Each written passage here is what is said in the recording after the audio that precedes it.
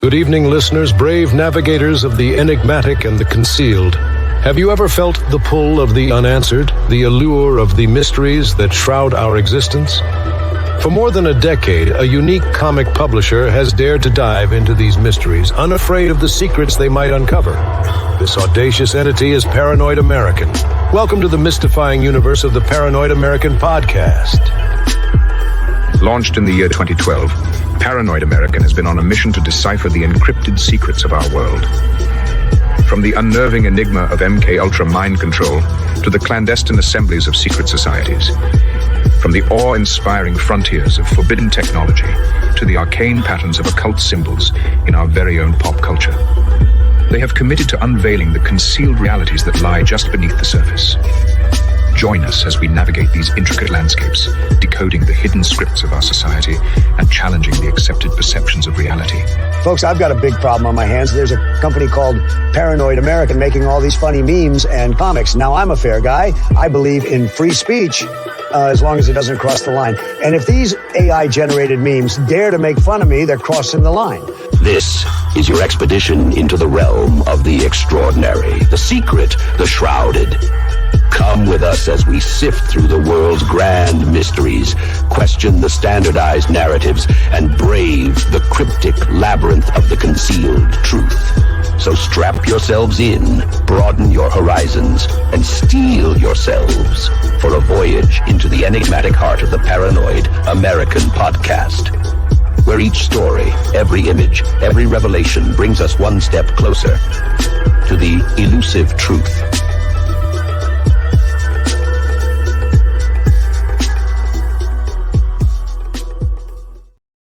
Welcome back. Thank you all. I love you all. And as you guys probably know, one of my favorite topics by far is mind control. And I don't just mean MKUltra and Project Monarch and conspiracy theories in Hollywood, but just maybe having control over your own mind and understanding psychology of yourself and others. And this might sound tangential, but one of my, I guess favorite might not be the right word, but one of the most interesting sort of mind control personalities in American history is a guy named Jolie West. And I've been doing a little bit of, I wouldn't say deep dives, lots of little superficial dipping my toe in the shallow end of the pool, but it is a fascinating topic. And while looking through some of that, I came across a really interesting character named Eric Hunley. So, hey, Eric, nice to meet you.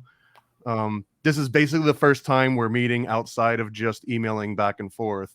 So I wanted to just give you a chance to introduce yourself, where people can find you, you know, like your YouTube channel, anywhere else do you want them to go to and check out your work?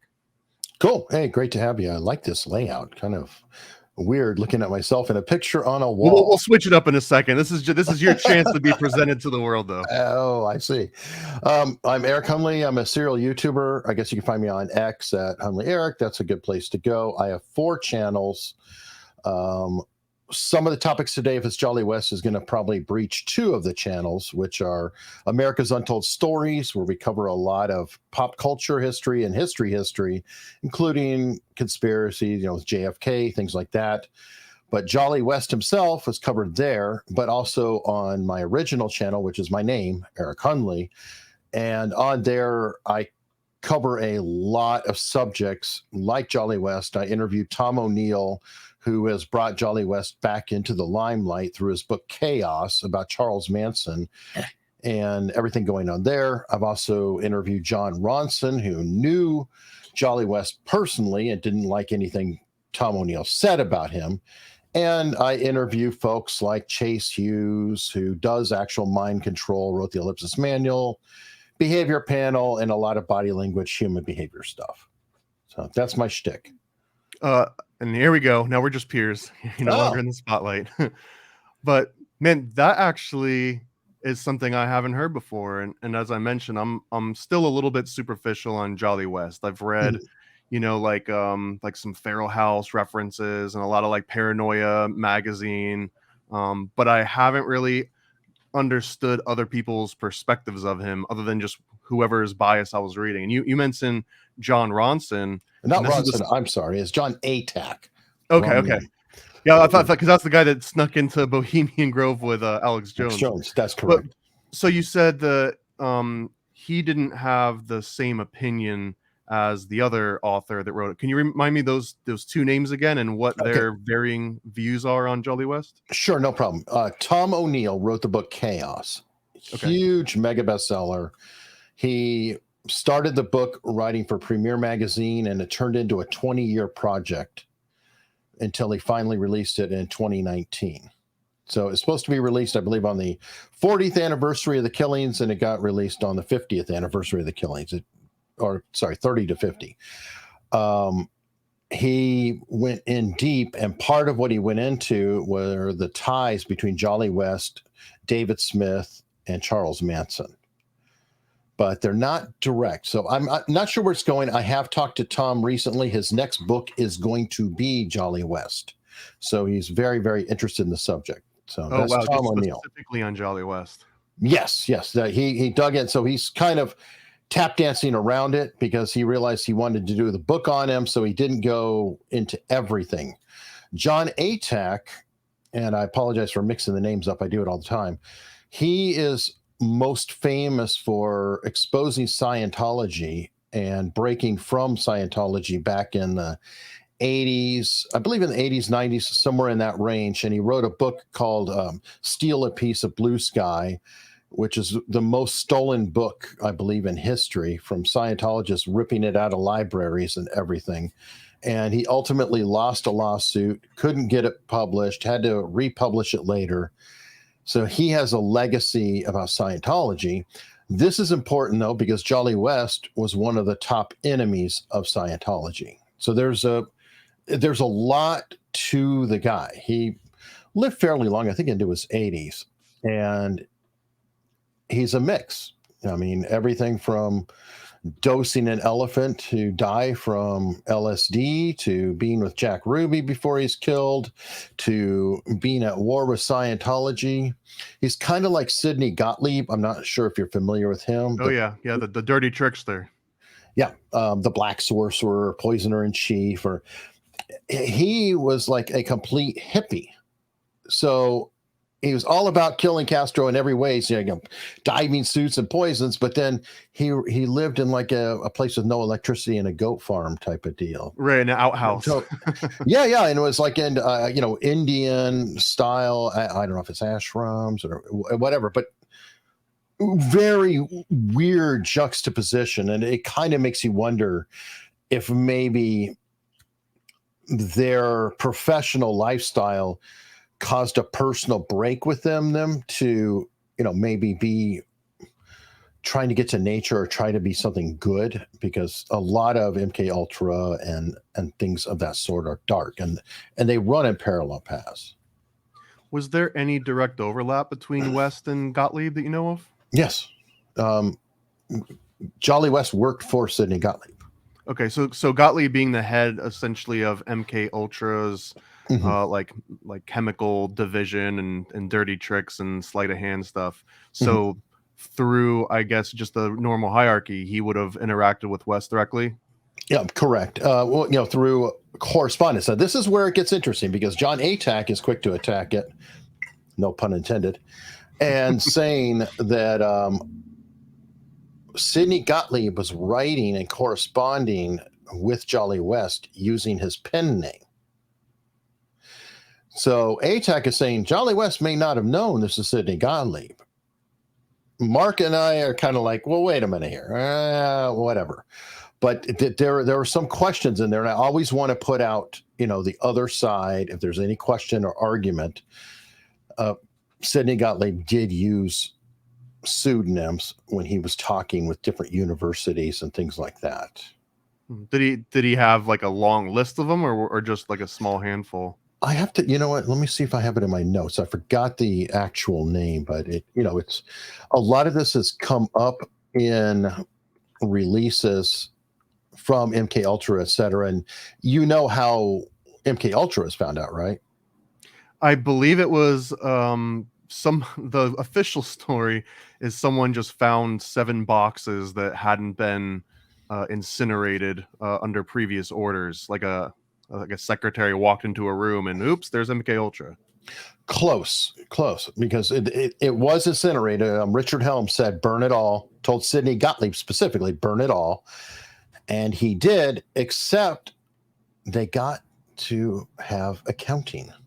So what happened was they found the accounting records. Right. And that is what tied it together. So a lot of this gets really, really murky when you consider that so much of the primary source material is burned. You have to sort of extrapolate what there is based on the financial records. So I've got me piecing together sparse pieces, but I found some older research from the 30s through the 50s, and it basically stated that the Scottish Rite, Freemasonry, they originally funded research into the mind, specifically dementia praecox. They were looking into schizophrenia and Alzheimer's. It all fell under this big umbrella of dementia praecox. And the Scottish Rite in the 30s through the 50s, they were trying to figure out what can we focus on that would be to the betterment of, mankind globally in a huge impact. So they focused in on this dementia praecox. And through that dementia praecox research, they started to discover how similar adrenaline and mescaline were. And it sort of sparked this new endeavor into psychedelics in particular.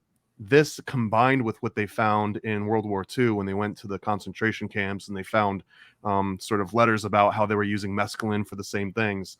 This is my understanding of how MKUltra slowly got its start through, I guess, Project Chowder in the Navy, then Project Bluebird, then essentially kind of morphs into MKUltra at some point. Do I have that lineage fairly correct, or are there any major gaps in there?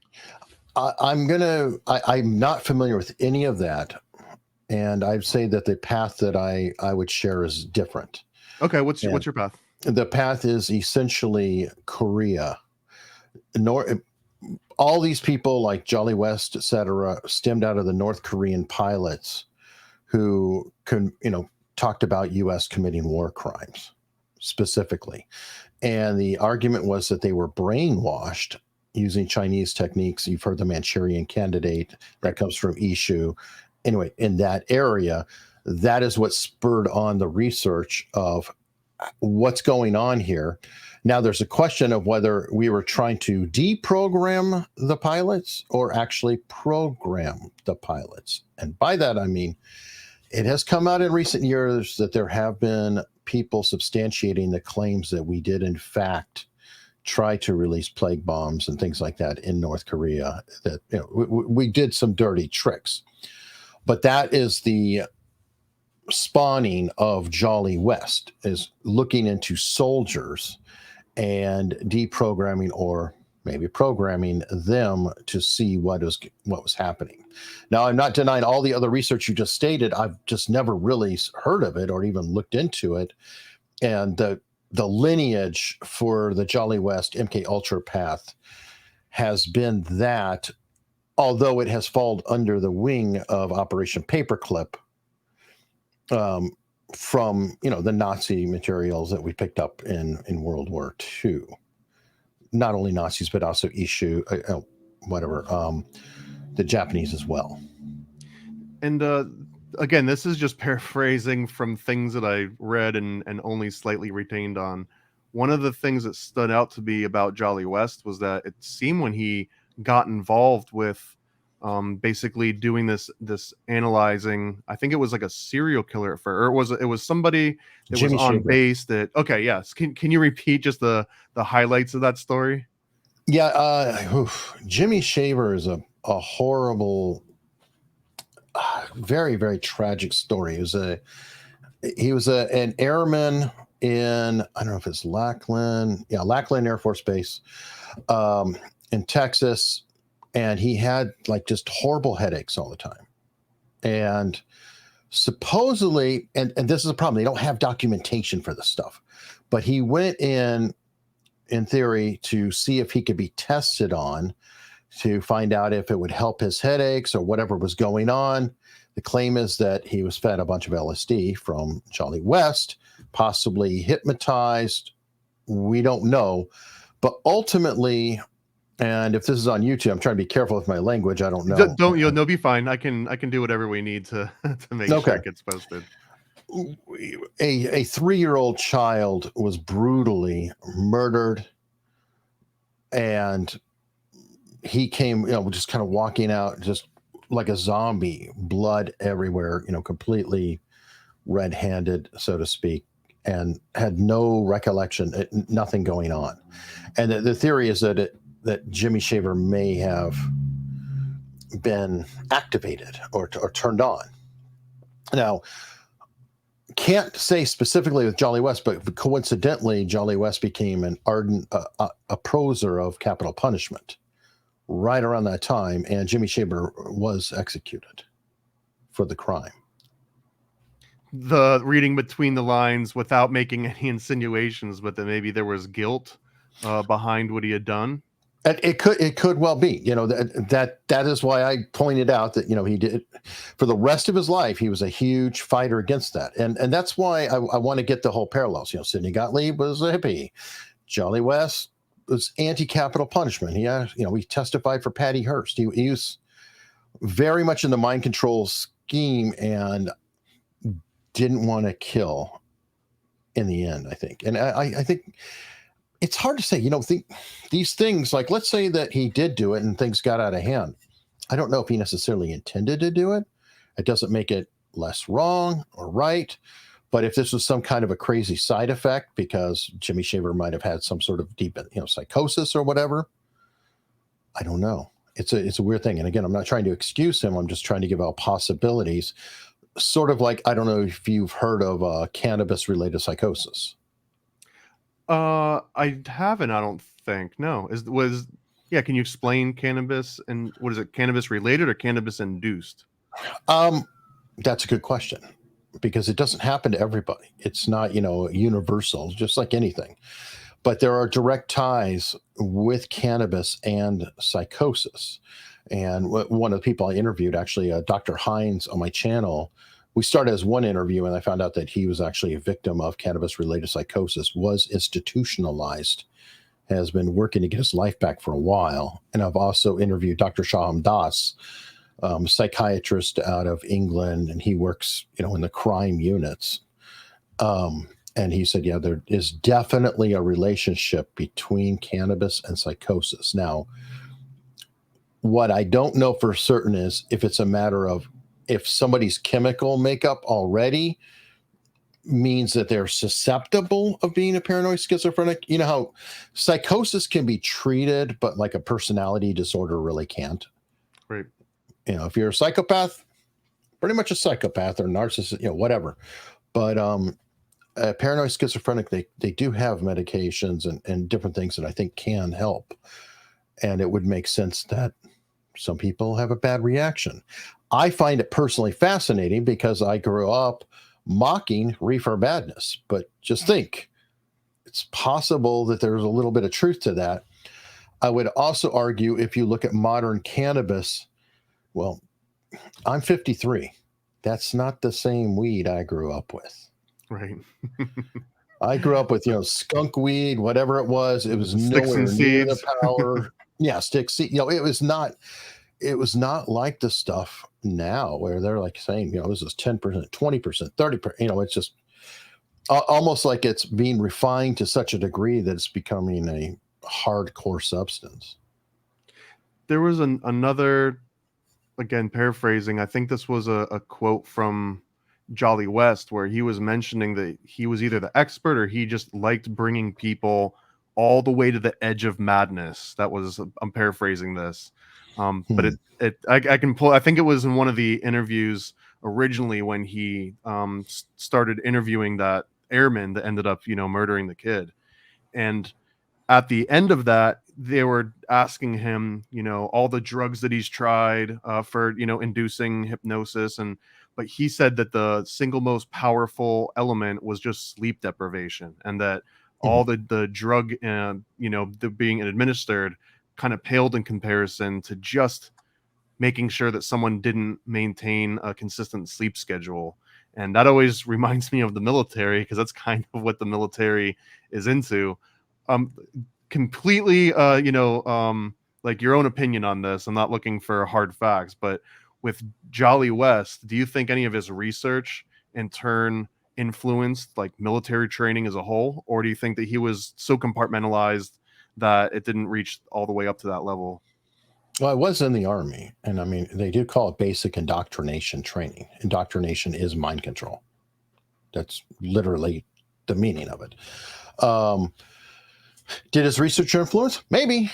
I mean, sleep deprivation, yes, that is among the deadliest things of all. They've done comparison studies between DUI and sleep deprivation. And somebody who's sleep deprived is far more dangerous than even somebody who's very drunk.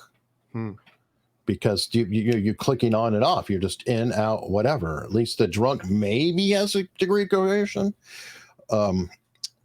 Or at least that'll wear off over time while you're awake, but I guess sleep deprivation doesn't wear off until you pass out and you're done. Yeah. And again, both are bad, folks. I'm not saying one is, okay. It's just sleep deprivation. Absolutely. And we use that ourselves, I think, before Jolly West even, because that's a common technique for extracting information from prisoners. That, and it's relatively it's like one where you're not physically touching them, abusing them. People aren't doing it. So just bugging them and keeping them awake. It does, really destroy and gets the senses weird. You don't know what's day, what's night. That's another factor too. So we've known all of this, I think, since before Jolly West. There's been a number of other books and I guess just conspiracy theories in general that mention Jolly West by name. There's a couple that I've never really found specific evidence that's conclusive of, but one of the main ones that I've heard is that Jolly West either interviewed or was in town coincidentally with Timothy McVeigh after they had him locked up. I believe this is from a book called Aberration of the Heart of the Real that was published by Trine Day maybe like a decade ago. Have you ever heard anything about Jolly West and McVeigh with any sort of credibility? I have heard it in our comment section a lot. I don't know that we found any specific proof of that. And I don't like to get into it, but Trine Day's an interesting publishing house. We've done an episode called CIA in the Media. I encourage you to check that out. And you might, I would just encourage you to check that out. I'm going to say it. You can just blink once or two. Are you saying Chris Milligan and Trine Day might be intelligence related somehow? Well, his father sure is. Okay. I think he's pretty candid about that. But yeah, that is actually true that his dad was intelligence officer, which when it comes to book publishing feels like this ongoing coincidence that there's lots of intelligence in books that get. This is on a completely side tangent. I have another show called Occult Disney where we rewatch all the old classic Disney animations and do deep dives on the original fairy tales or children's books that were based on. And it is well over 50% of these books that we all have come to know and read to our kids and had them read to us. A lot of them came from intelligence families. Maybe just a coincidence, but it's very interesting on how often intelligence and entertainment and education all sort of intertwine.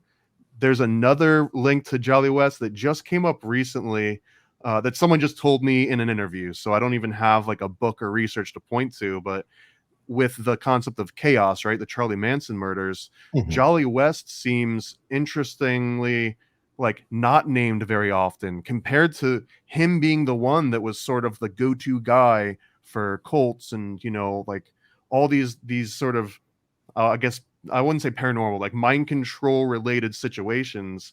Why was he, or am I misinformed that he was kind of like isolated from Manson as it was happening? Although it feels like he was in Haight-Ashbury around that time, was he not? So it feels like he would have been like a very convenient person to look into Manson. Yes, but here's the problem. You don't have, and that's part of what ATAC is going after. I think it's David Smith or Roger Smith. I can't remember the name, but Dr. Smith is who actually was running the clinic that Manson and the people went to. And I believe he was a student of Jolly West, and he knew Jolly West. But that doesn't mean that Jolly West is messing with the people directly. I don't even know. They could have crossed in the hallway. Sure, they're in the same location. But at that point, Jolly West is kind of up the ladder, I believe, a bit more. And I don't know if he was a bit more administration, if he was directly involved or not. But unless you prove, hey, they're in the same, you've got to be really careful with, some of what you're saying. And, back to Trine Day and the CIA books, because I do want to close the loop on that because it's very interesting. Mm-hmm. You do realize that one of the top ways to get a hold of a story is to buy the rights to it. And that is a very convenient means to paying off people, is with a book deal. And you see it a lot. Like DeSantis just got a book deal recently. Go figure. Hunter Biden got a pretty substantial one too that they didn't disclose the amount of. Yeah. But that is a great, and you sit there and you go, how in the world did fill in the blank figure get a $2 million, $4 million book deal when okay, you're in publishing, right? A best-selling book is 10,000. That's really good for a publisher. Right. A blockbuster is like 100,000. Yeah, that's Oprah Book Club numbers. I'm not kidding. And you're like, okay, so how do you get millions out of that? Books aren't making millions of dollars, especially when you consider the royalty kickback is $3 on a $20 book. That's a great point. Yeah, even if you were to sell 2 million books, you're not making 2 million off of that. So yeah, some of these book deals, I would argue too, without going too much of a tangent, with the art sales too, where you've got controversial figures, not just politicians, but controversial figures, and all of a sudden they start selling art for tens of thousands plus of dollars. It seems like just money shuffling in interesting ways. Did I tell you we have CIA in the art world? Part 4 of our series.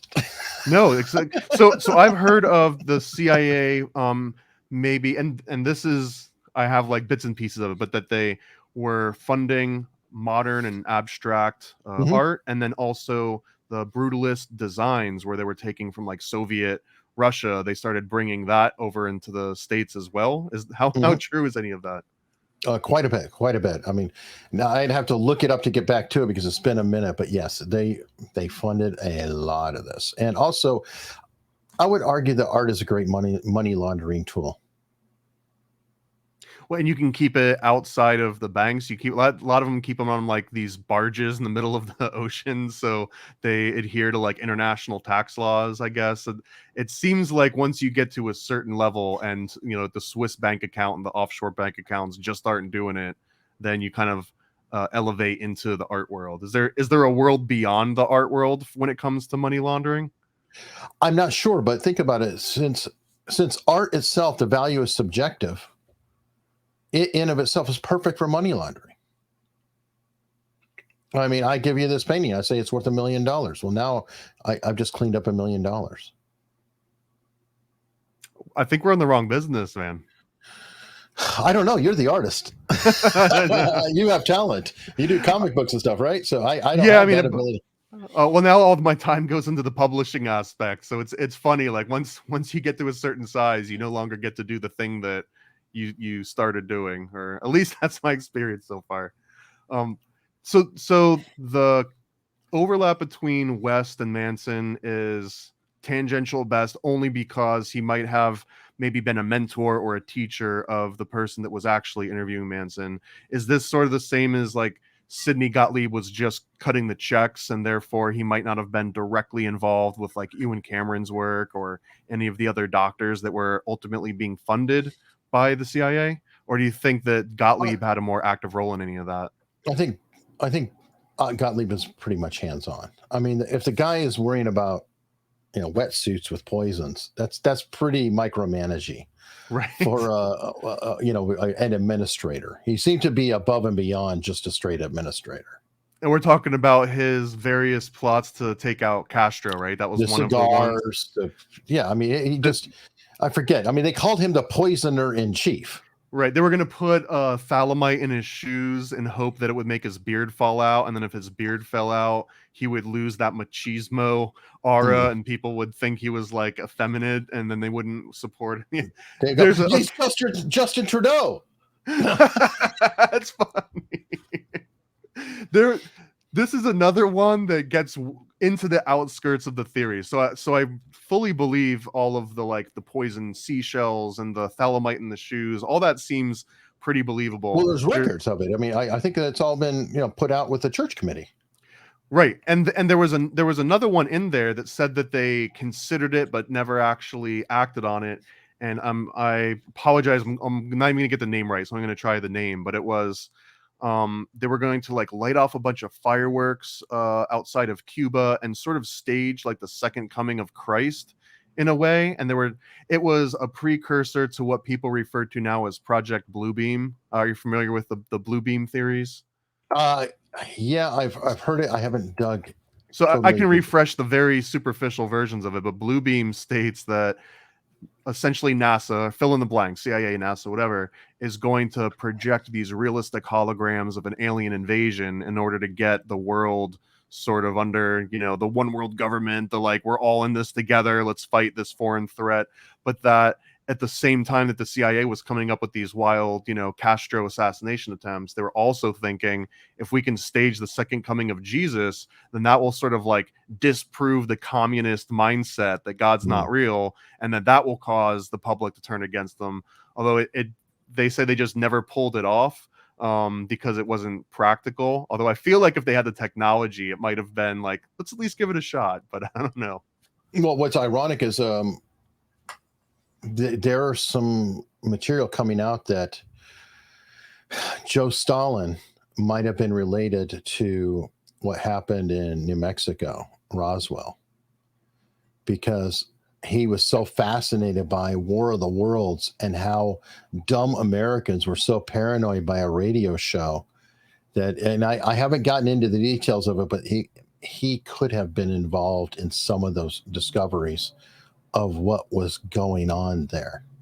That's absolutely wild. And just to tack on to that, another unsubstantiated conspiracy theory that's come up on World of Worlds that I find it interesting, at least, is that Orson Welles may have been knowingly or unknowingly funded by the Rockefellers, and that the War of the Worlds was really sort of a test on like how many people will go into a frenzy, how many people will believe this, what would be the impact. The same way that the CIA would just say like, hey, if we just spray, botulism off at sea and wait for it to blow inwards, how many people will it affect? How long will it take to spread? Let's just find out.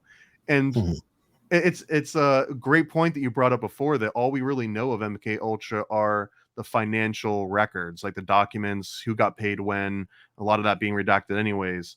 And I guess that might have caused me to superficially consider MK Ultra more as like a financing wing of all this. And I guess my interpretation, please correct me if you've got a different view on this. Oh, it's an umbrella.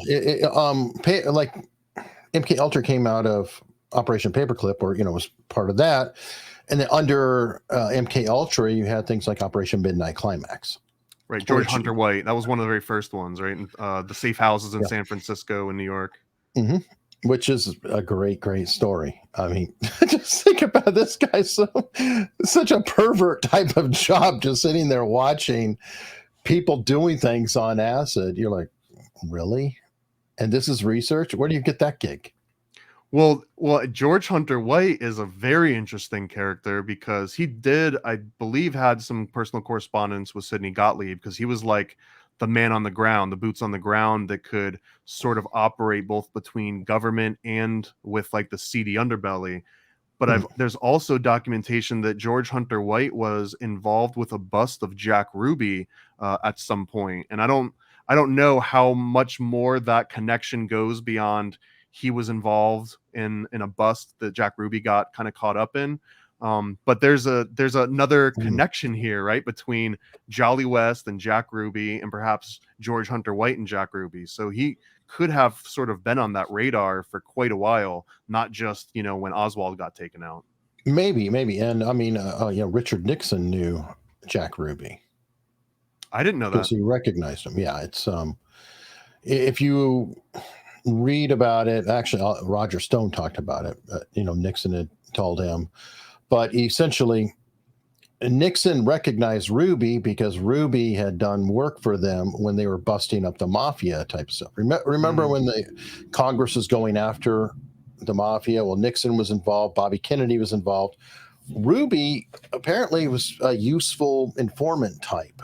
And that's like he knew all the cops in Dallas. Ruby was, if you're going through Dallas, Ruby's probably connected some way or another in that mix. Plus, he got into a ton of trouble, just pistol whipping customers. And I mean, he was a really bad customer service is what we're saying.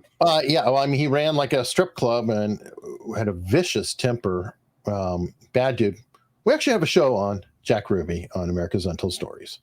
Oh, I'm gonna absolutely devour that. And I mean, I wanted to talk about Jolly West, but JFK is another it feels like a topic that you could spend an entire lifetime devouring every little detail and still not even get half of the story. And partly because it's so complicated. The other part is because, you know, all of the records that would really tell you anything substantial are sort of, you know, non-existent at this point. So I'm going to assume you're fairly well versed on JFK, at least up to the par that I am, probably a lot more. Because my partner, on the show, Mark Robert, literally was writing with Oliver Stone. So, oh wow, that's fascinating. I absorb through osmosis. You have right. I didn't actually even have that much interest in it, truthfully, but it is interesting as it's being presented on our show. But Mark is the complete expert on this. Regarding the research community. I am learning too with the audience. I'm almost a good foil with the audience. Okay, I would love to unpeel that onion as well, because that's a really deep one. Another one with Jolly West. You mentioned Tusco the elephant that he killed. Mm-hmm. I've also read that there's dispute on whether that elephant died from the LSD or probably it was because not. They started giving it like barbiturates and amphetamines and just like everything, right? Yeah. What happened was the crazy ass experiment, but because elephants have something that's called musk, I believe, where they go into just like this rampage state and lose all control. He was testing to see if LSD could like inspire the musk state as an experiment versus, people. And he got the dosing wrong. So he figured, I guess it was like, oops, if a 200-pound person, 200 micrograms is what you're going to have, an elephant is what, 2 tons or something. But instead of saying 10 times the dose, he did like 100 times the dose. It's like, let's move the decimal points over. And the elephant just like collapsed. And just like went out. And then, yes, that's when they started to just pump in amphetamines, everything possible to revive it. And yeah, there is the question. We don't know if it was actually the acid that killed him or trying to save him did it, which it probably was them trying to save him. I mean, the whole thing sounds like complete disturbing incompetence. Yeah, poke him some of that. Oh, that didn't work. Poke him with some of that without even like maybe waiting very long in between. It sounds like if they would have just let the elephant work through the horrifically overdose of LSD, it could have come out. But I guess we'll never know, right? Because Tusco died in that. So MKUltra is fairly well documented enough that we can say it's not just complete conspiracy theory fodder. Although there are some ancillary projects that kind of get lumped into that. So if you just go into like a conspiracy theory forum or, like a website and say project, MKUltra, almost always someone will follow it up with Project Monarch, which is sort of as far as I know, not documented, but made popular through the work of Fritz Springmeier and Cisco Wheelers, and they've got this long book called The Illuminati Formula to Create an Undetectable Mind Control Slave. I think that's. Have you heard of Project Monarch? No. Are you familiar with it? No, and that's the thing is, it's like there's a weird. I hate to say, we have a saying, or what we like to say is, if everything's a conspiracy, nothing's a conspiracy. So I want to be very careful, and Mark actually is very careful too. We hear different things, but I mean, we hear everything, dude. I mean, everything. You'll be shocked how many things there are out there. I don't know if Monarch is real. I don't know how deep it gets, but then when I start hearing Illuminati, I'm going, oh, okay. Yeah, because it's like we're taking a conspiracy pie and putting it all together, and it gets really hard to follow.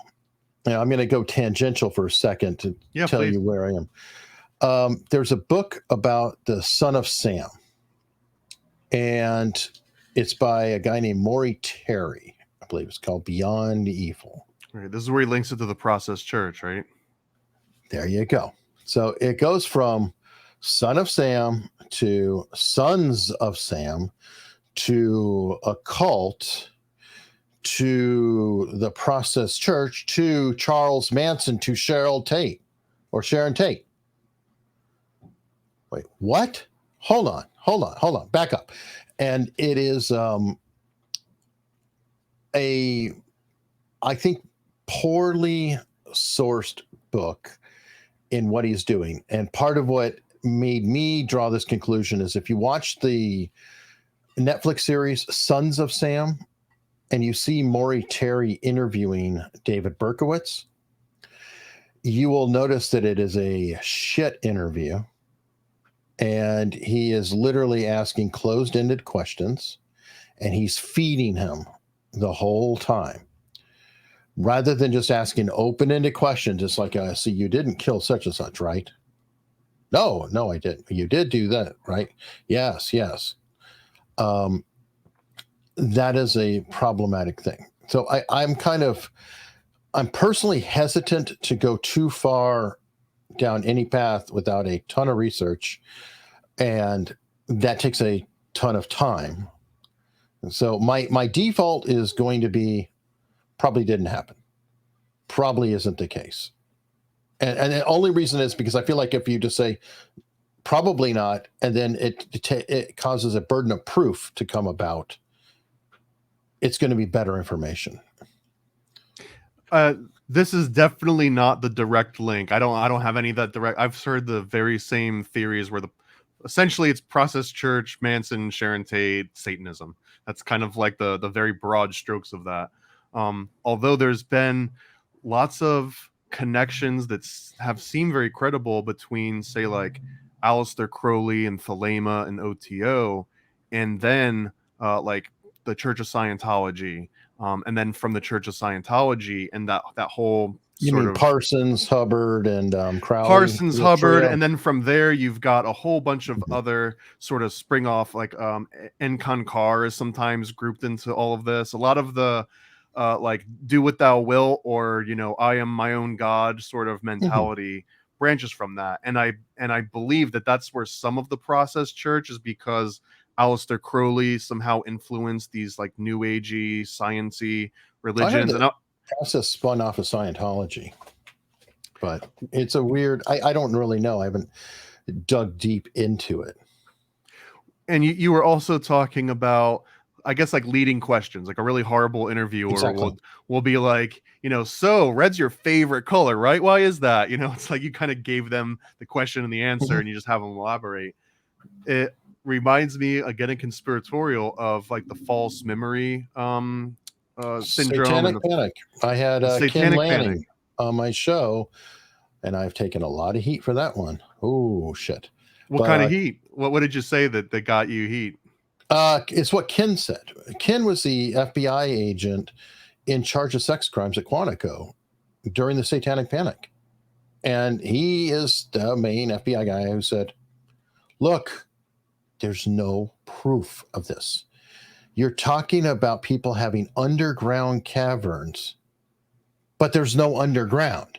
Right. Like the Big Martin preschool is one of the Exactly. And examples, right? all of these. And he was saying that in all these cases, and I mean, he's literally the guy in Quantico and like the Central Clearinghouse. He's like, I can't prove any of this. None of it. And there was not a single piece of proof, which people didn't like to hear. And anyway, that's a few months back. It's Ken Lanning. We went into that, and you could just have some fun in my comments, and you will find out that people are very, very upset by him because obviously he's enabling monsters, and that, you know, a lot of the comments I thought were very interesting because they're like saying, is he denying Epstein? No. Sometimes the response you get, and that's part of why I get a little nervous when I get into the conspiracy element, is lots of opinions. Well, yes. I mean, one of my favorite things about YouTube comments is saying, you know, what it lacks in knowledge, it has in certainty. But yeah, I would hear everything in there, and a lot of them is like, because he said he could not find any conclusive proof, he did not say that the crimes did not happen. He helped put away hundreds and hundreds and hundreds of people, quite literally, personally. But he was saying that there's a satanic panic. It really was a bad thing, and things got spun out of control. That's not denying Jeffrey Epstein. That's not denying other people. And it's a very fascinating epstein to see. And he was not a happy camper either, but the response. Well, Epstein is an interesting one to throw in there because I've never necessarily heard Epstein related to like Satanic Panic in particular, although I guess the conspiracy theory game of connect the dots, just like you described before, Process Church and Manson and Tate and Illuminati, right? Like that's the connect the dots game. But the connect the dots for this one, it actually seems that it would have been like Epstein connected to Clinton, and then Clinton connected to like spirit cooking, right? Because of the connection to like Maria Abramovich. And it seems like that is sort of like this QAnon and the adrenochrome wave is kind of this next iteration of Satanic Panic in a way. Do you see it like that, or is that just me? Yeah, well, I mean, I've had somebody who claims that he helped put together the psyop that is QAnon. He claims it's a psyop. I think there's something to that. Look, Jeffrey Epstein, I have maybe a slightly different opinion about him than a lot of people. I don't think he's a good guy. I think he's a horrible guy, obviously. And I think he took advantage of underage females, etc. But I personally don't think it was Jeffrey Epstein's personal perversion. I think that Jeffrey Epstein was an operative collecting blackmail on anybody and everybody he could for much larger players. That's just my opinion. That's why his sentences were a joke. That's why he disappeared. That's why he was shut down, is because he was collecting blackmail. Look at the lists and find it and tell me why it is that Ghislaine Maxwell, they could only come up with 4 primary accusers for her. Out of all of that, they could only come up with 4. So she is there for every single person that's involved, right? But they can only come up with 4. Perhaps they can only come up with 4 that weren't with the bigger names at the same time as them, which could lead into bigger trouble. Like, let's say everybody else is with Jeffrey, Ghislaine, and famous person that we give a shit about at the same time. Oh, can't have them as a witness. Next.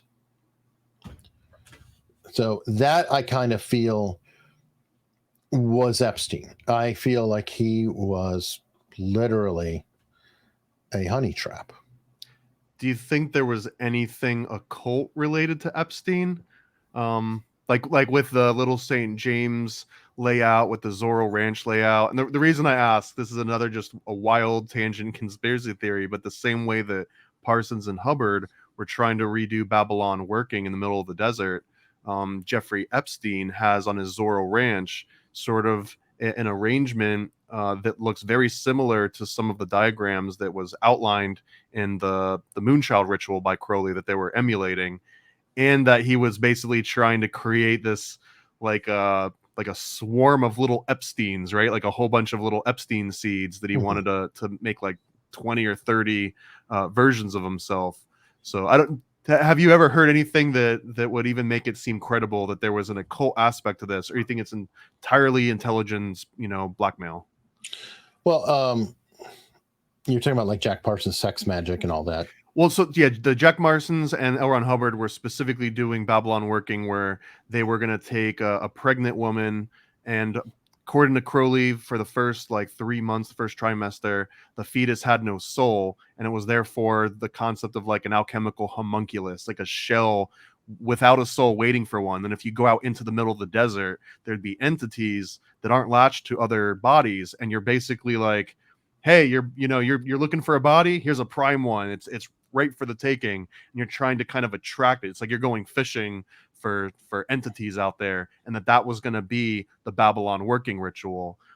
They claim it didn't work. Parsons claimed that Marjorie Cameron might have been the homunculus they summoned. But the tie here is that the Epstein Zorro Ranch, just the configuration visually, like, right, it looks like this.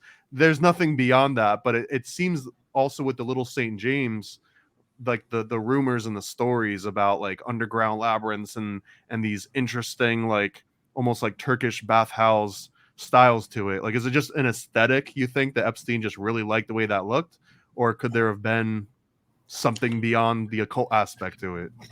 Well, you talking about that, and I'm thinking of Jack Parsons, Hubbard, and all I can think is drugs are good.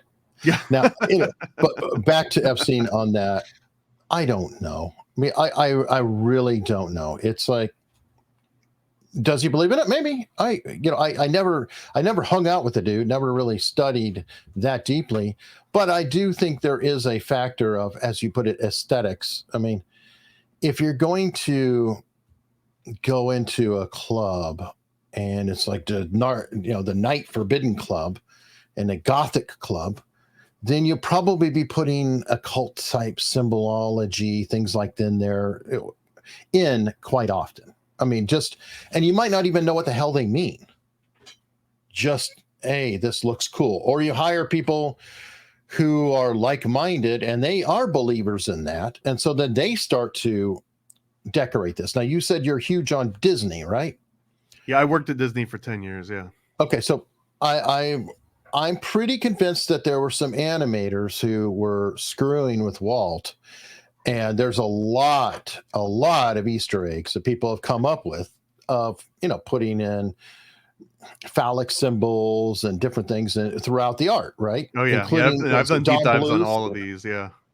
Okay, so now a question on that is this because they're believers and this is a subliminal mind control experiment to try to poison America, or is this a labor dispute saying, fuck you, Walt, I'm going to be I'm flipping you off behind your back every time you turn because you were forced to rehire me due to a Supreme Court dispute or labor dispute?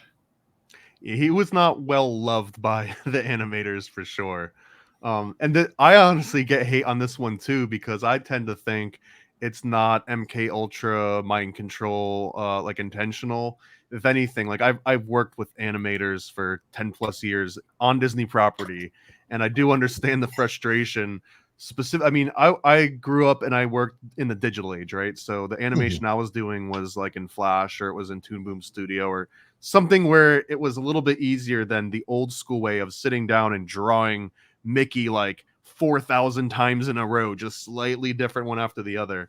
So there's definitely one aspect of like, I'm going to draw a booby in this frame, you know what I mean? And maybe get away with it.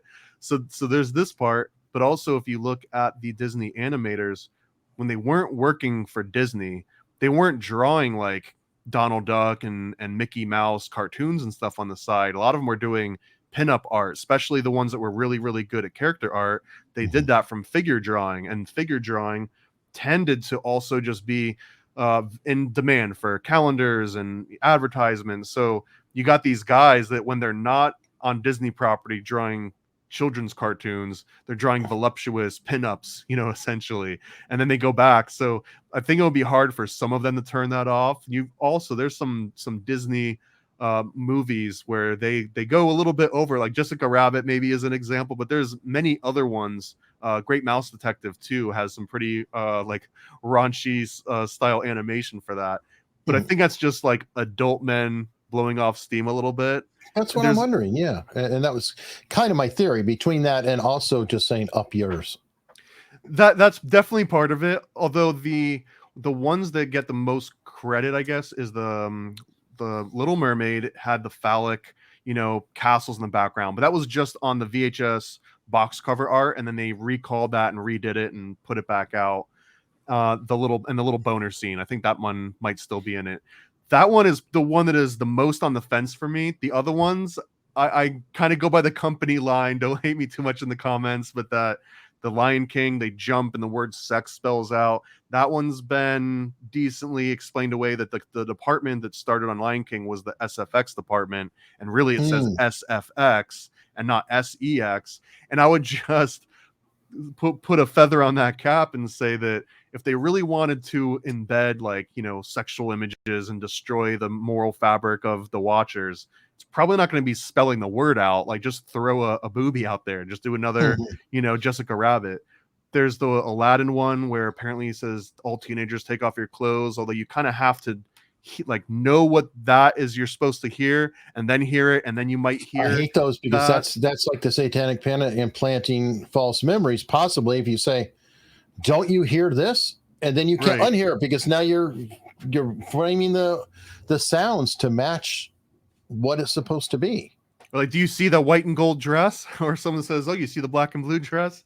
The other one that has the most credit because it's undeniable was The Rescuers, but that one's been explained away insufficiently, but that it was not in the theatrical release according to Disney, which would be nearly impossible to solve unless you got your hands on a theatrical film reel of The Rescuers, which likely isn't going to happen.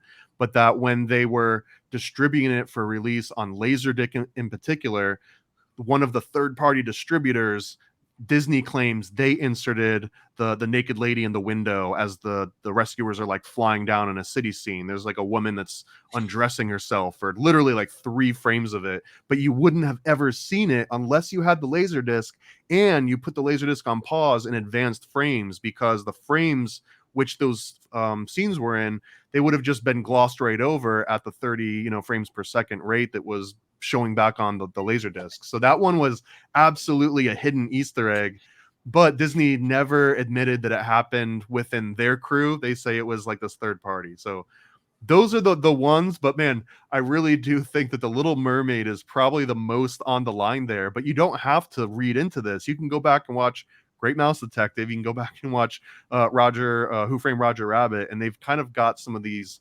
overt references to like Who Framed was cartoons. adult. That was for adults. So what on that? I mean, in fairness, that was Touchstone, if I recall.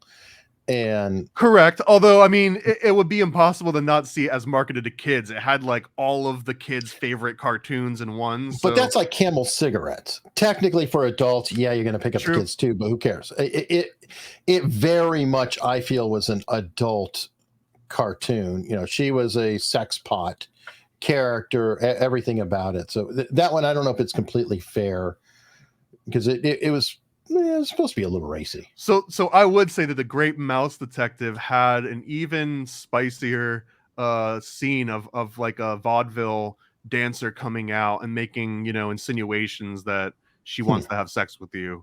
But it was a very small moment, and the Great Mouse Detective never really got the same sort of like mass appeal as some of the other ones. So the Disney thing, a little bit. I actually feel that the real Disney programming, pulling this back into influence and persuasion, I've got this theory I've been developing that I'm sure is not unique because other people have come up with this, but that a lot of people joke about, oh, it's a Disney movie, they're going to kill Bambi's mom in the first 15 minutes. Well, going back and rewatching all of the classic Disney movies one by one, we're up to Beauty and the Beast right now, basically. Every single movie absolutely shows you, okay, here's a kid or some kind of a juvenile that you can relate to as the watcher. here's their authority figures, the parent, the guardian, whatever, and then somehow they get separated. Either the parents or the guardians die, the kid gets lost, they get kidnapped, the parents get kidnapped, all of these scenarios. But what's happening, and again, reading into it almost from like an NLP maybe level, which I want to get into in a second, but you're watching this as a kid, and mom and dad, they go off and do adult things, and you're just being babysat by a Disney movie for the next 70 minutes. And you see this character you relate to. Oh my God, that character no longer has parents. They no longer have anyone to look out for them. They're on their own.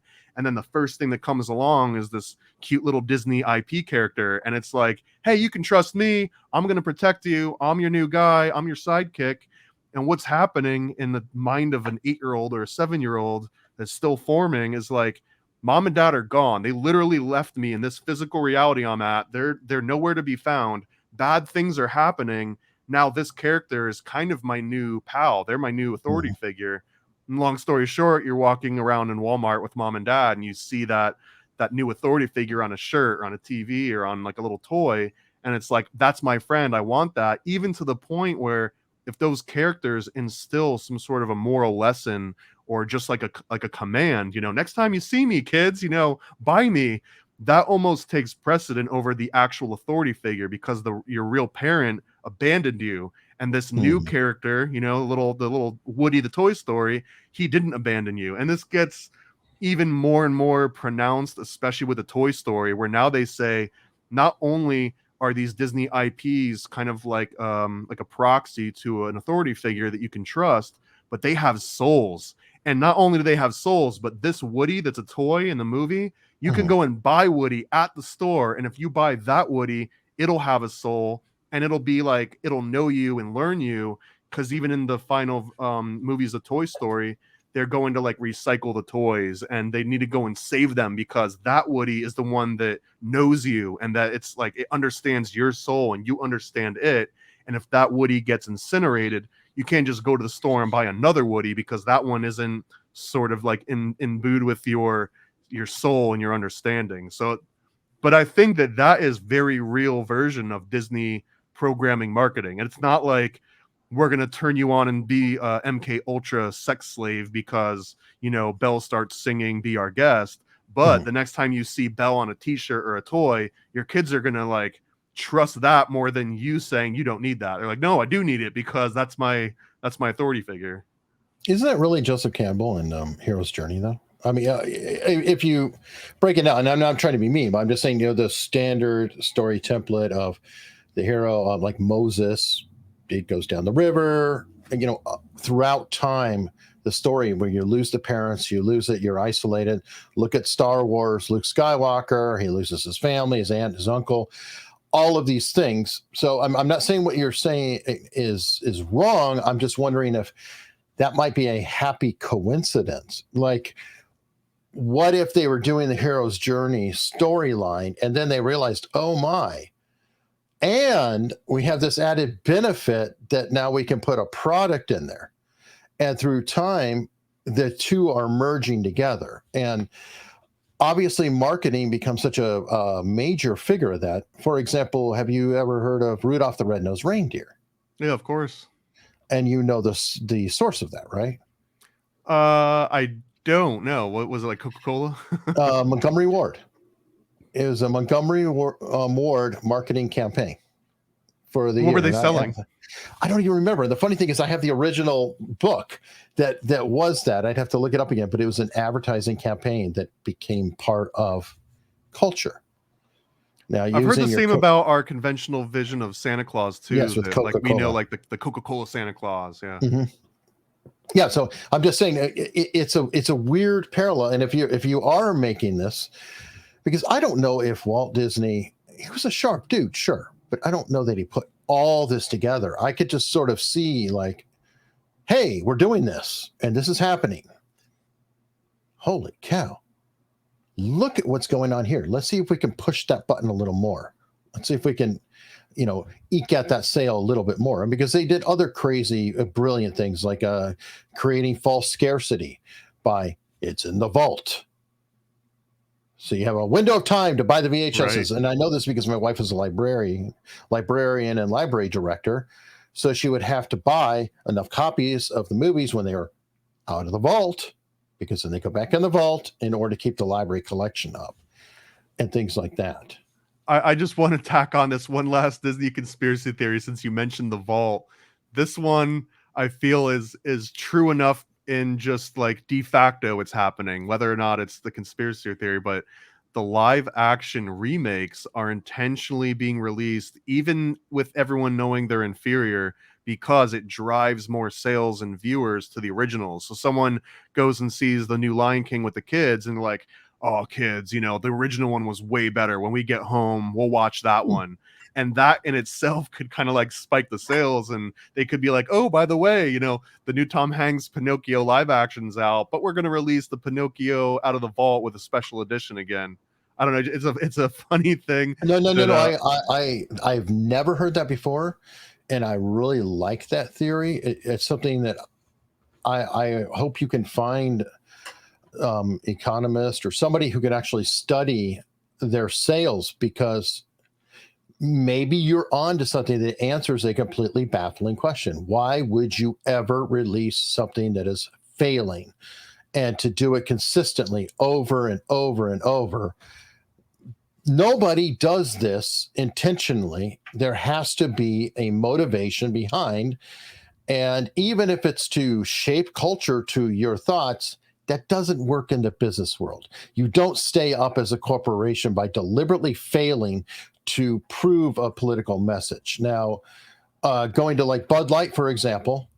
Yeah, that's a good one. That could have been, there could be a hidden cause in there that Mark and I explored, which is if you need to fire a whole ton of people and shift your operations and scale them down, sometimes this could be done because of a product failure. You got to force someone to fall on their sword over a bad decision that they were forced to well, make. No. You need to lay off 15,000 bottlers. Well, if the sales are down, now all of a sudden you have a reason to do massive layoffs. Then you bring in new labor at a lower rate. That's possible. And it has the side benefit of giving you a super high ESG score. Right. That's, yeah. Now we're talking New World Order. But these all go, well, all of the ESG is about what? I mean, you know, I'll quote Vivek Ramaswamy. I do like his book, Woke Incorporated. I have some issues with him as a candidate, but his book is very good, and he brings up a good point. What would, let's say, help a Coca-Cola customer? What would actually be something that's beneficial to society that they could do? Well, they could make it taste just as good with less sugar and nothing artificial, right? But that's hard. How about they do Diversity Day? That's their bit that's good for society.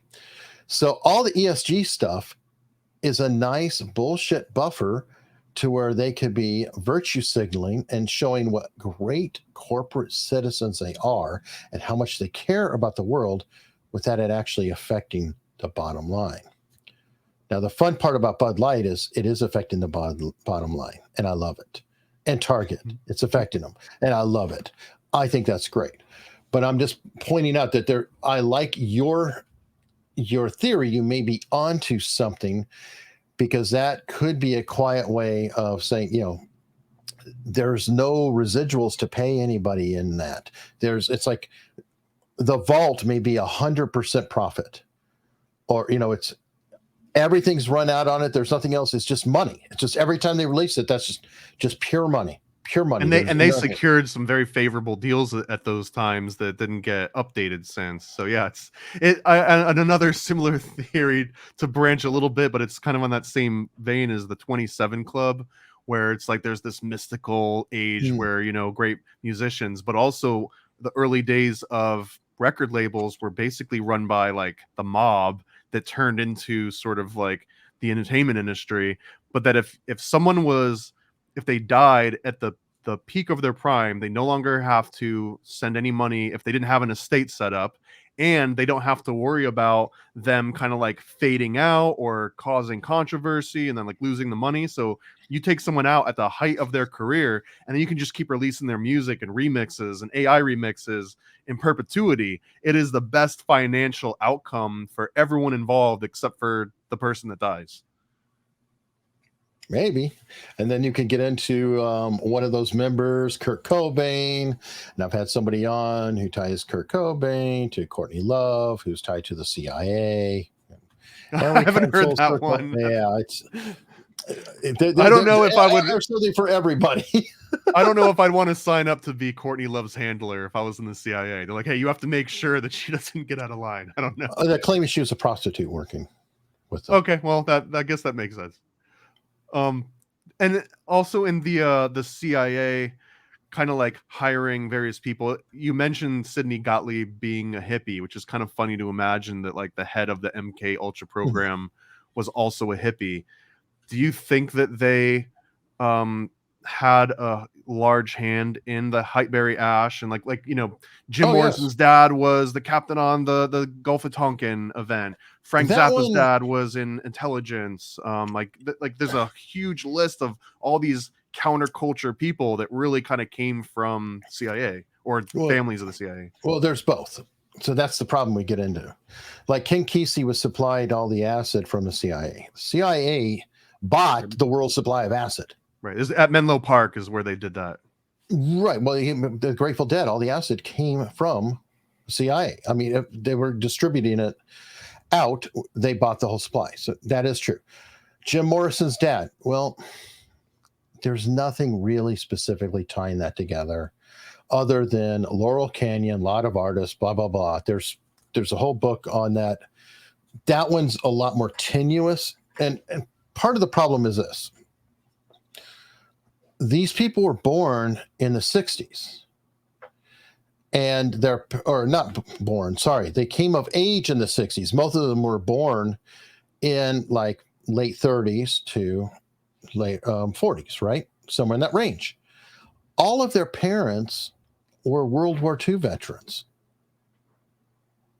It was very common think of how many people fought in World War II in this country, what kind of percentage it was. Disney animators too. Another good point is that a lot of those guys that worked on those classic kids animations, they went off to war, saw combat, saw people dying, and then went back and worked on Disney movies again. Yeah, and that's their natural experience, and people were not such babies then. I mean, they lived hard lives. You talk about showing death in Disney. Well, look at the amount of children and babies who died back then. It's very common that a kid named John was the second or third John because they would reuse the names. Child death is so common that they would recycle the name. Think about that. A little creepy now, but life was a lot different. But I'm just saying, a lot of people had parents who were in the military who decided to do full careers. Some of them advanced pretty high up. Jim Morrison's father obviously was in charge of the operations in Vietnam.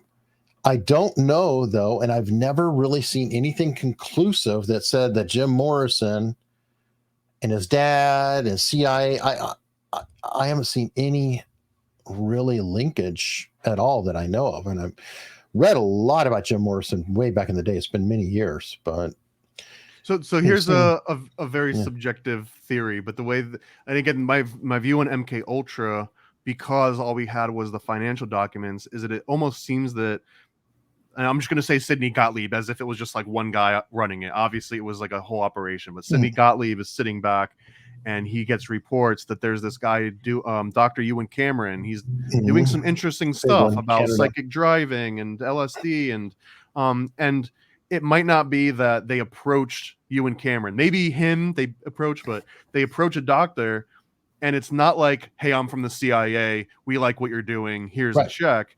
It's like, hey, I have been working in similar avenues. I can get you funding. All you got to do is, and all you got to do is take the money and then give me the results before you publish them out to anyone else. That's all you got to do.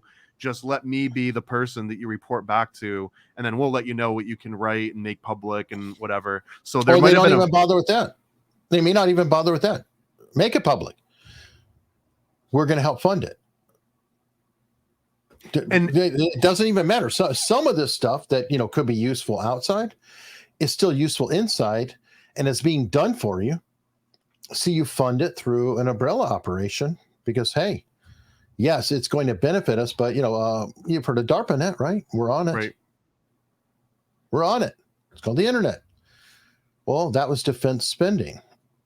And it was with normal universities, all this technology. The idea was, hey, we need some sort of communication grid that is going to stay up even in the case of a nuclear attack. So that was a good military reason to have it. But a lot of the people developing it weren't thinking military. They were thinking, hey, I want to have a cool way to communicate. Isn't this great? So realistically, it's smart to invest in the people who are already doing this. And then you can take that because you now have a claim to it. You've invested in it. You can get copies of it, whatever you want. And then internally, you can manipulate it to another way if you want. And enhance it, change it, or react to it. Yeah, I want to keep talking about MKUltra, but I also I want to wind this up a little bit just to be mindful of your time and to leave some on top for the next one in case we get together again. I want to talk about NLP. So what do you have any broad thoughts on MLP? If someone just, hey, Eric, what do you think about NLP? I'm thinking about getting into it. What's your immediate reaction on that? Well, I'm supposed to be interviewing Richard Bandler, if that matters. But okay, I actually was trained by Richard Bandler. Were you? Okay. Yeah. I think that NLP is a short-term hypnosis. I think there's a lot of good principles in it with science and just the way people think. I've never really studied it deeply in any way, but some of it is, I just think, a mindset and common sense. For example, the whole your mind has trouble interpreting a variant from an initial theme. And by that, I mean, if you state something like, don't do this, you don't hear the don't. You only just hear the object. So, you know, it's like, don't spill the milk as you're crossing the room. Now spilling the milk is the focus in your mind, and you're going to be causing that scenario. So I feel like NLP is a process of utilizing language and the way the mind interprets things to help clarify messaging and attitudes. I don't know if that's a good explanation, but that's the best I can.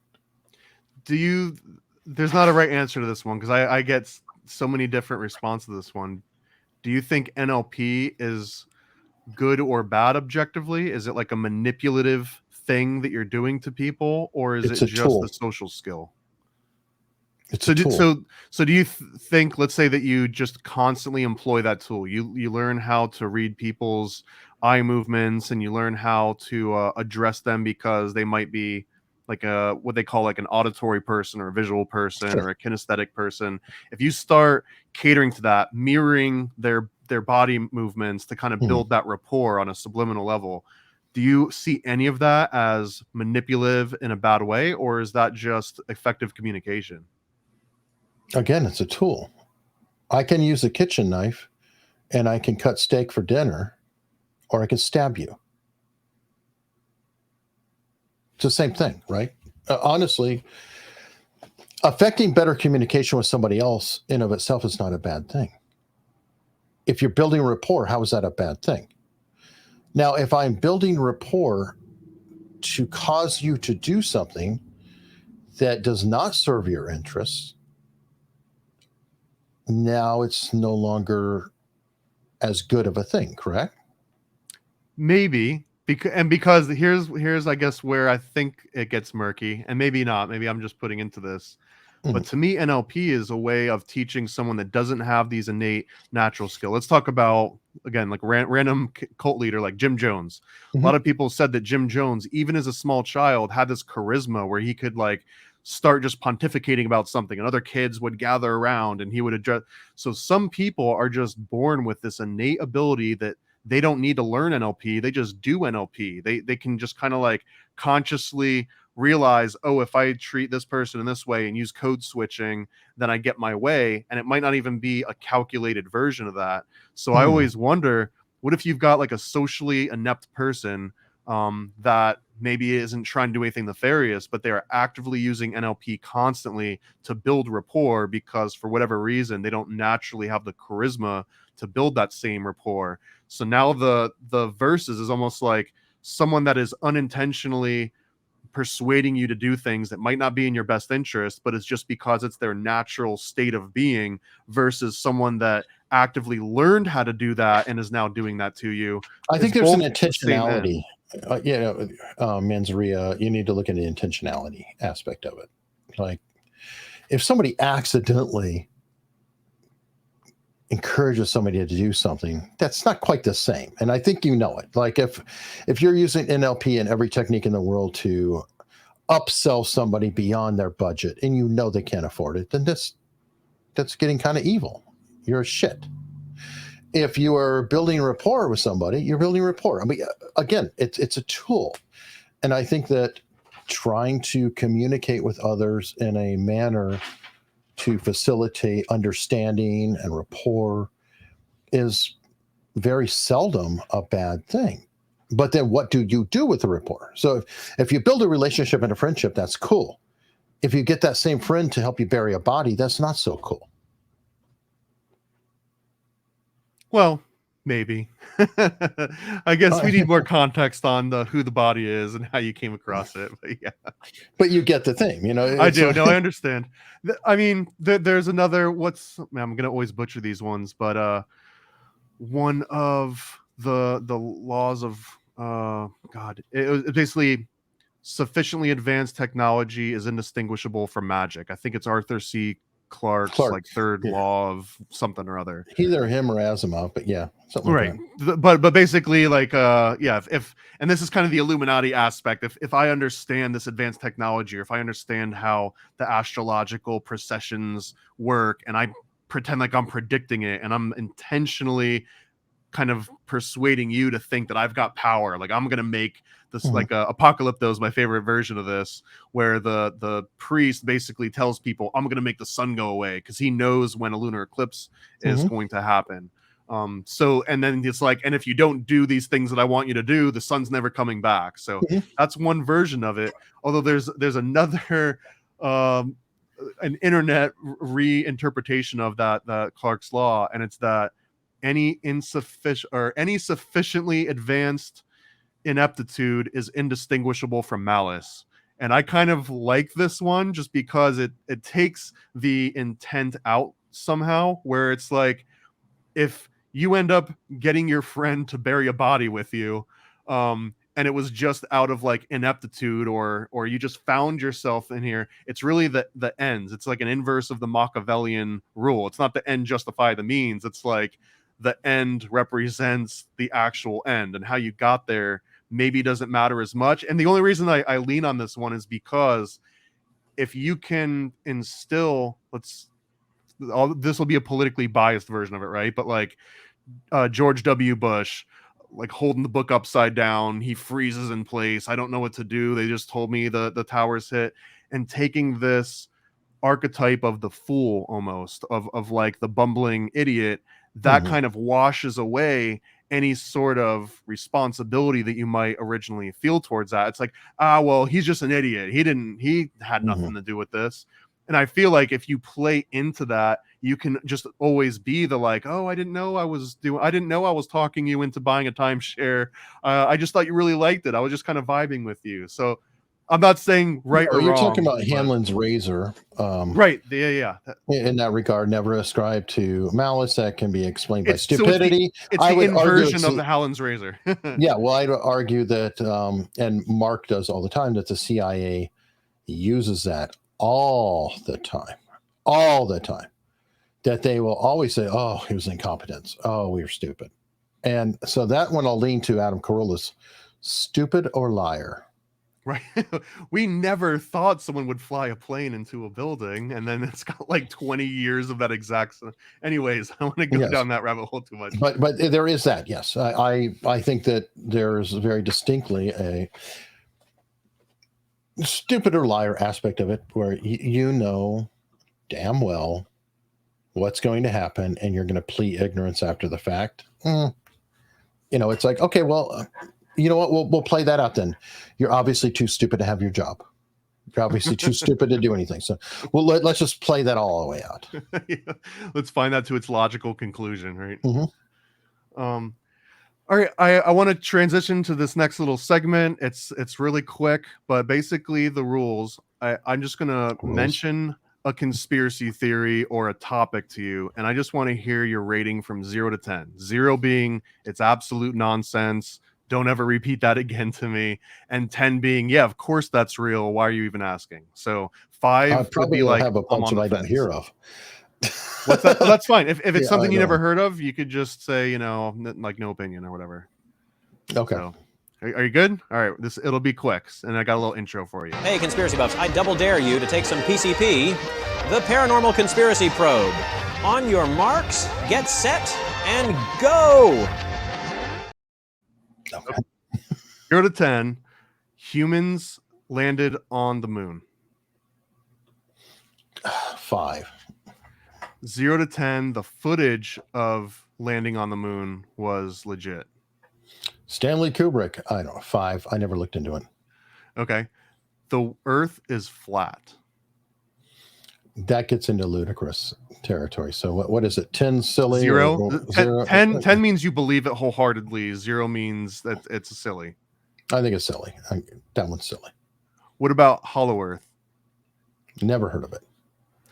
What about we brought this up before. Do you think Disney movies have any intentional mind programming in them? I'm going to say maybe, but I'm going in the middle on that because I haven't dug deep enough. So 5. Do you think the CIA successfully created assassins in lieu of like a Sirhan, for example, like a complete triggered on, do the assassination, triggered back out, see the lady in the polka dot dress, take the shot, forget about it? Yeah, that's probably 8 to a 10. Wow, I want to get into that a little bit more.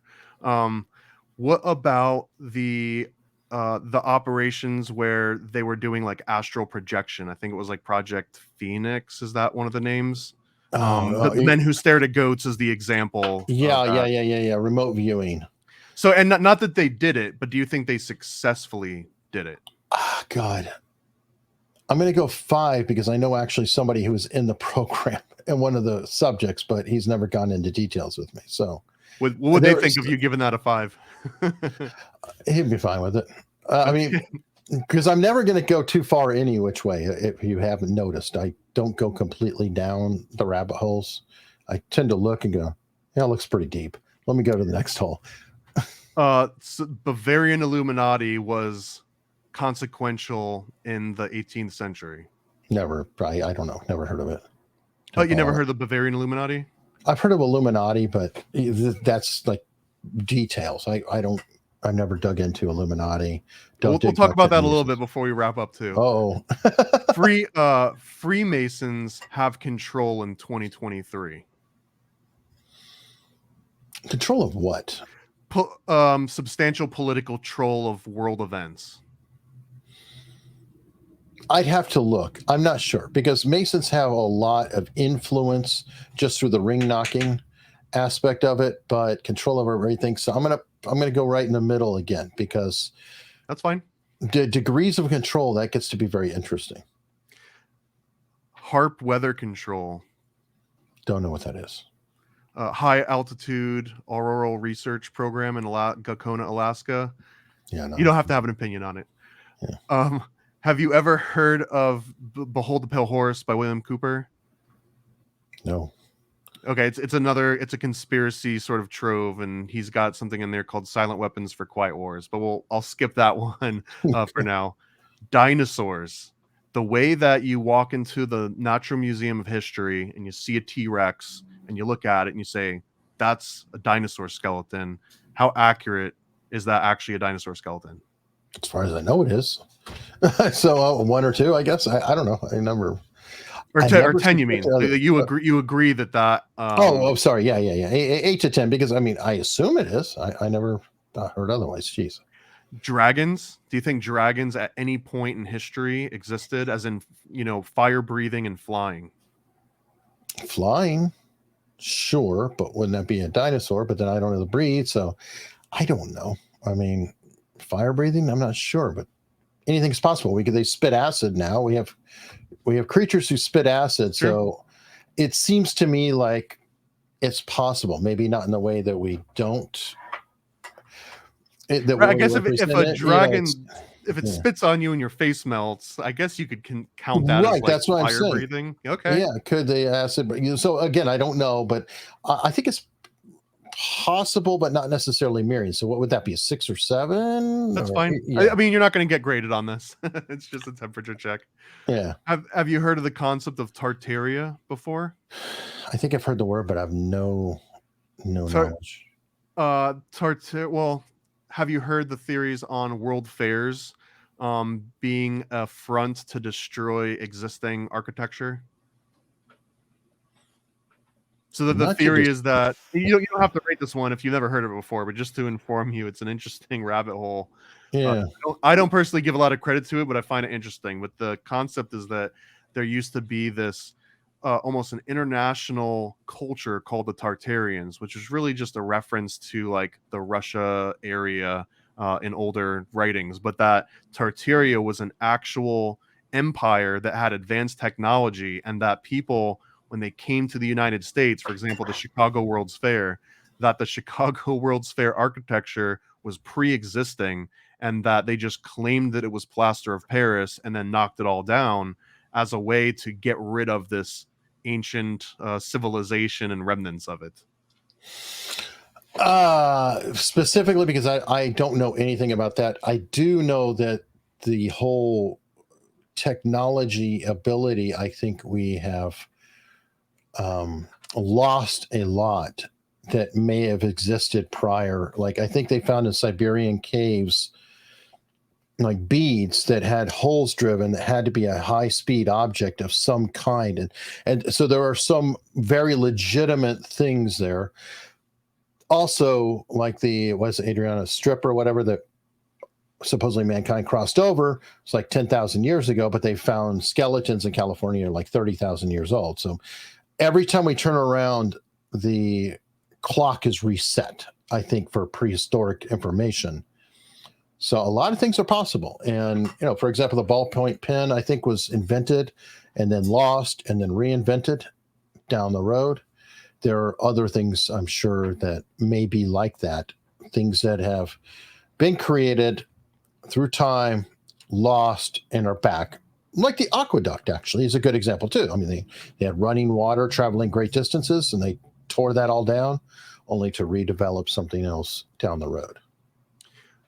What do you think the chances are that you personally could be mind controlled? Very high. Do you have, and we're outside of the 0 to 10 now. I'm curious, how long do you think it would take for someone to be successfully mind controlled, like an average person? Are we talking Depends.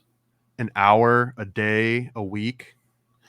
It depends. It depends on the person. It depends on their personality. It depends on, like, if you check out my channel, Eric Hunley, I go a lot into that. Can you be hypnotized against your will?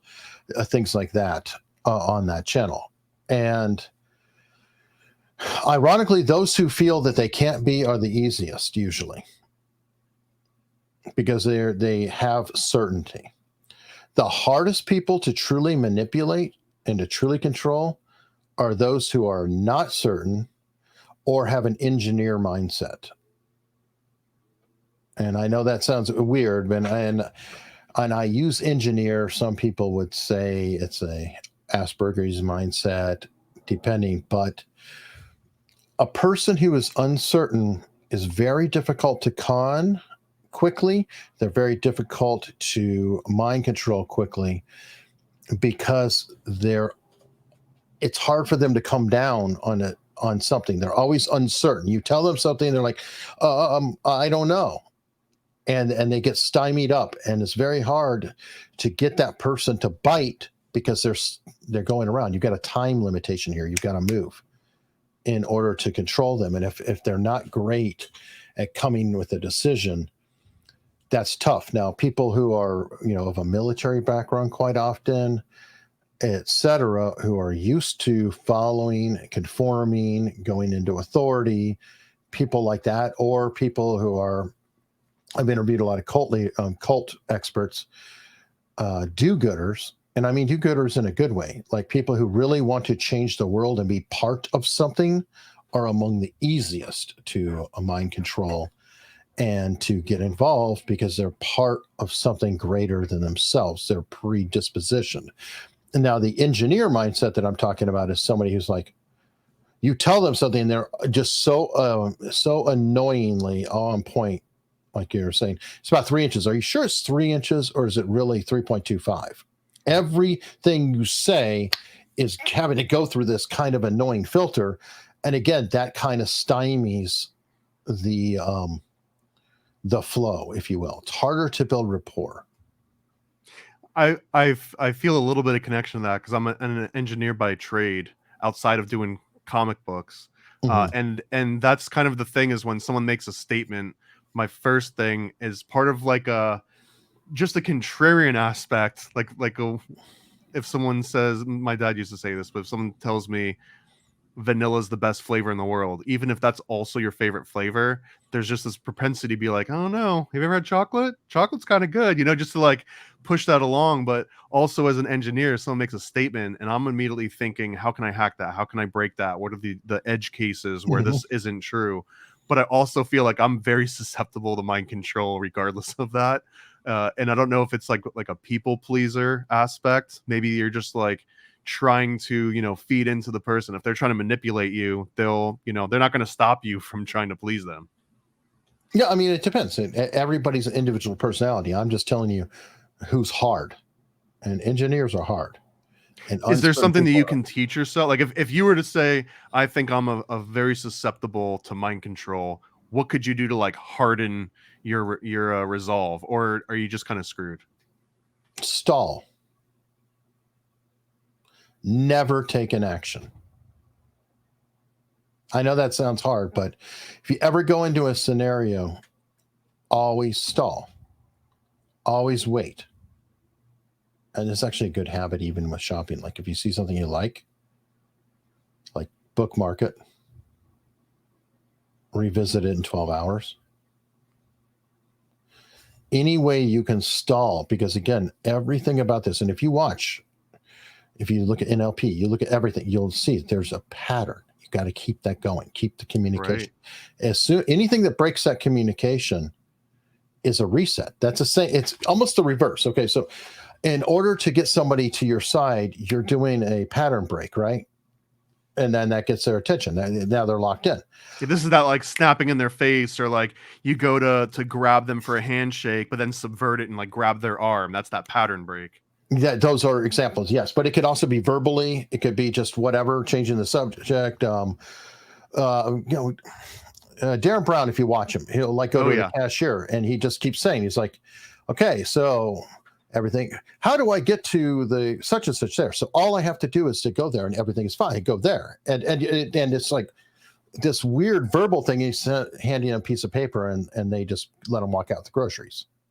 Yeah, it's he describes that one as whatever the name is, but that he claims that a human mind can only keep about 7 things in the front of its mind. So if you can occupy someone with 7 small requests, what time is it? Where's, this bus coming from? Hey, do you have a phone on you? And once you can bombard them with those first like 7, essentially, then you can be like, can you give me your wallet really quick? And some people just kind of like skip right to it because they're still thinking of the first 7.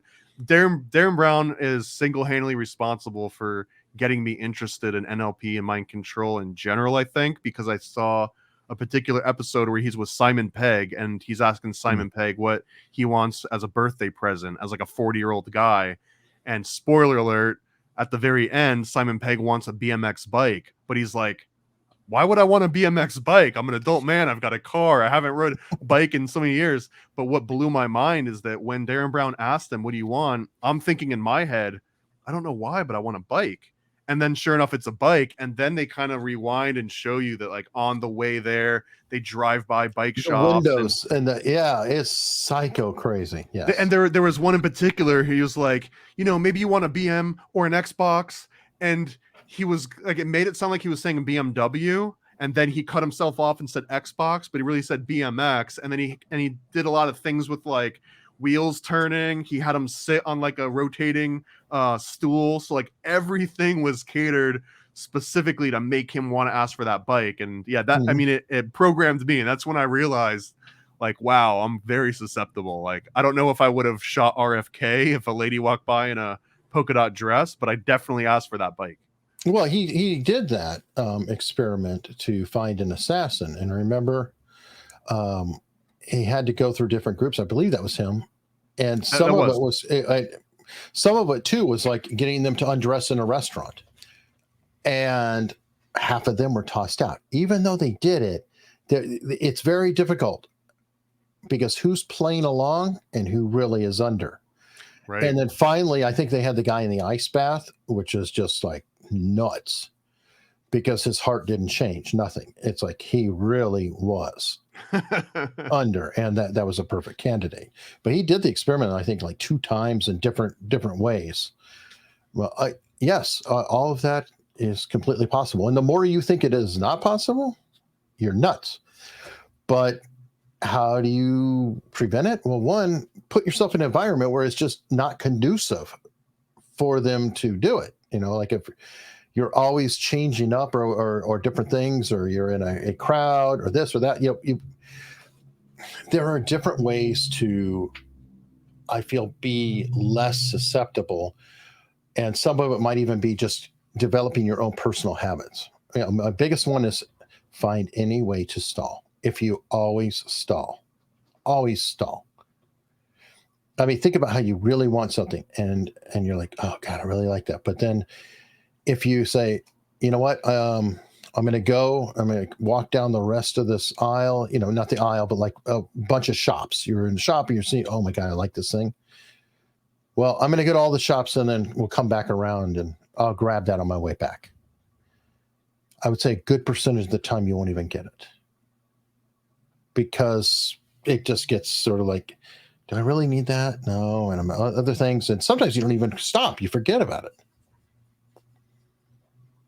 I think that's great advice. And I guess that if someone is actively trying to like manipulate you and they see you stalling, it would kind of be fun to just watch them, see how can they keep building that rapport? How can I keep that feedback loop closed tighter and tighter?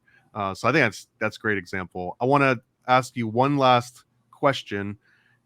Out of all the names that we've mentioned so far, with Jolly West and Sidney Gottlieb and George Hunter White and Darren Brown and Richard Bandler, are there any other like heavy hitting names that you think are a little bit more unsung that people should know more about and look into? I haven't dug as deeply into him as my friend Chase, but George Estabrooks. I have his book somewhere. I haven't got to him, but he's very, very deep into MKULTRA, etc. A lot of people don't know his name. Oh yeah, no, I also have never heard of his name, but yeah, he's into spiritism, hypnotism. He did hypnosis in World War II. He had personal correspondence with J. Edgar Hoover talking about using hypnosis to interrogate juvenile delinquents. Okay.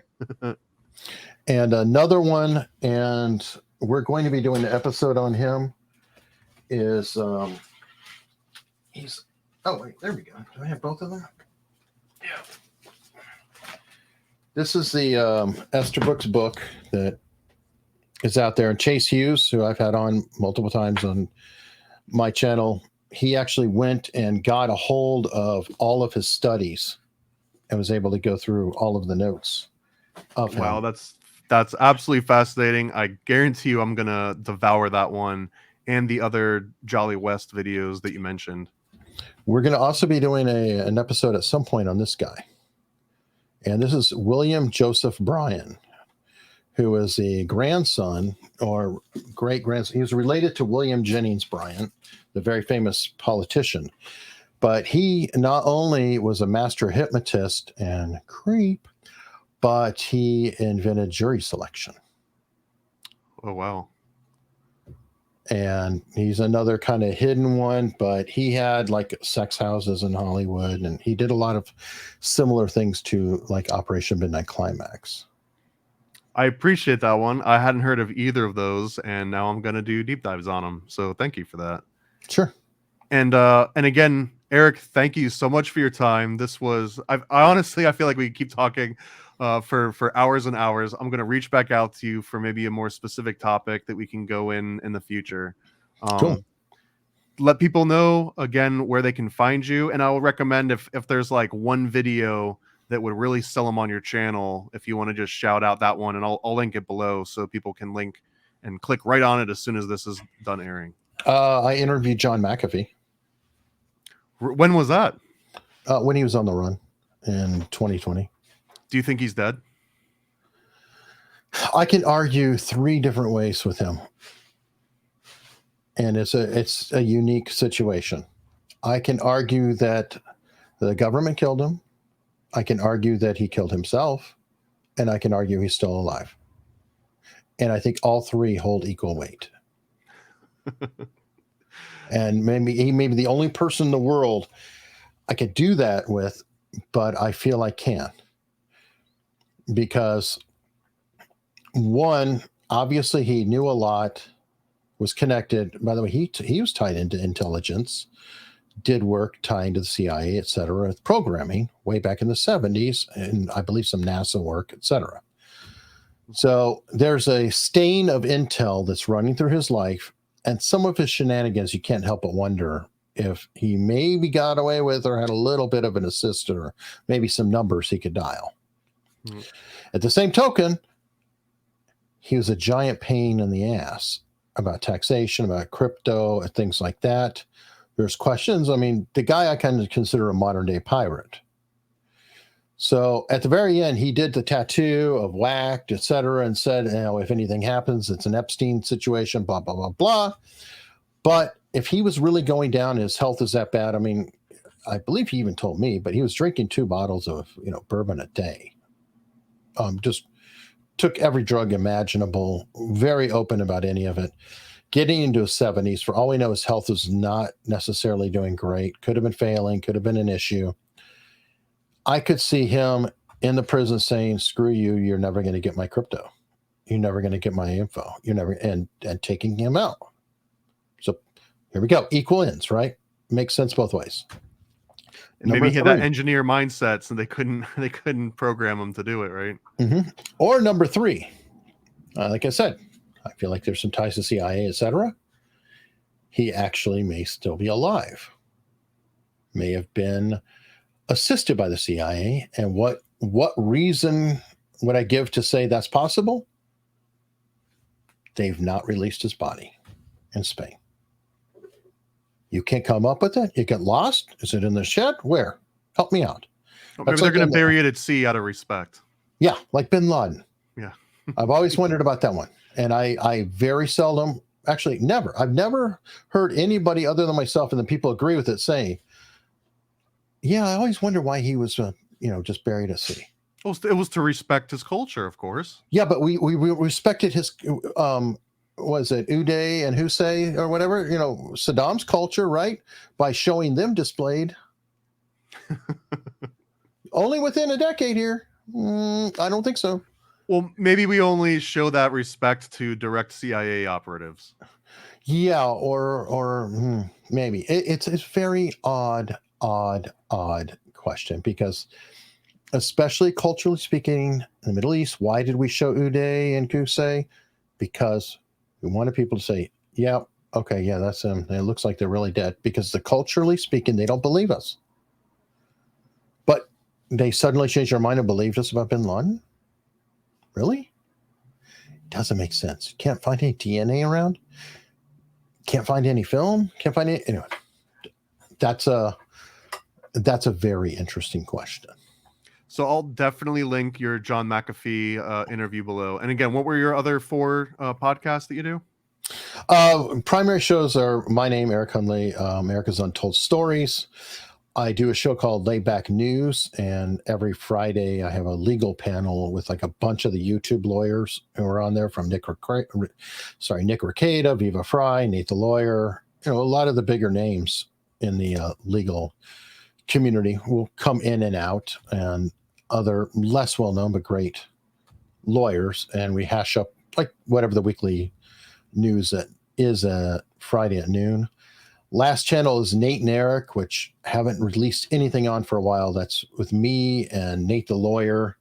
We're really close friends on opposite ends on a lot of issues, so we kind of hash things out, but it's fun. Hopefully that'll get back up.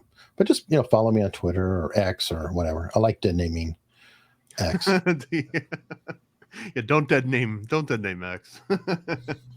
So again, thank you so much, Eric. This was a very fascinating conversation. I find all of your research incredibly riveting, well worth it.